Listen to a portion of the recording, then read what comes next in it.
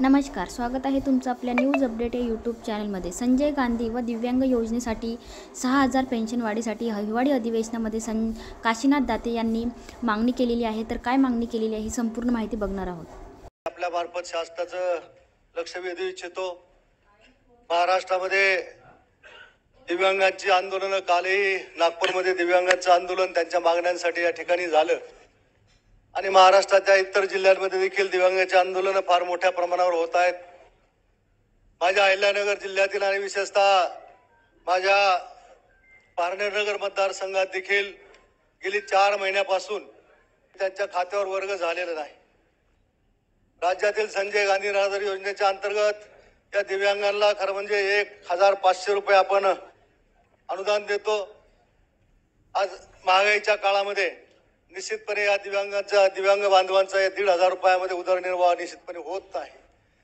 त्यांना इतर काम किंवा मजुरी काम करता येत नाही आणि म्हणून फक्त अनुदानावर त्या ठिकाणी त्यांचा उदरनिर्वाह चालतो आणि म्हणून सातत्याने त्यांच्या अनुदानामध्ये वाढ व्हावी अशा या दिव्यांगांची मागणी गेली अनेक वर्षापासून त्या ठिकाणी आहे।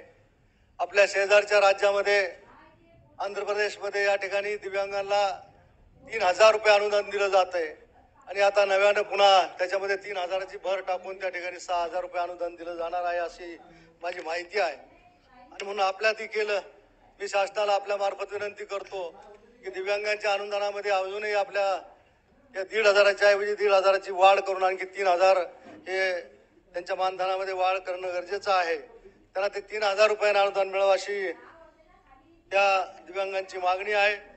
त्याचा गांभीर्यपूर्वक विचार शासनानं करावा अशी मी आपल्या मार्फत शासनाला विनंती करतो।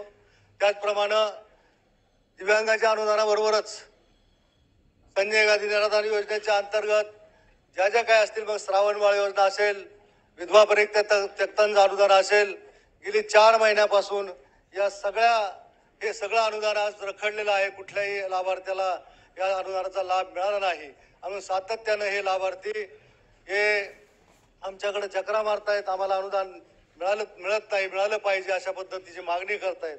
आणि आता सरकार बदलल्यानंतर या समित्या देखील आता राहिलेल्या नाहीत।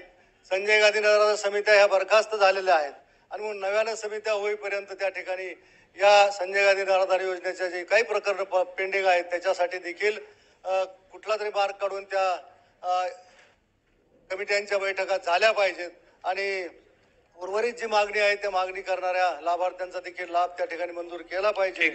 या ठिकाणी संजय गांधी योजनेत थकलेलं अनुदान त्वरित वितरण करण्यात यावं अशी मी या औचित्याच्या मुद्द्याद्वारे आपणास शासनास विनंती करीत आहे। धन्यवाद।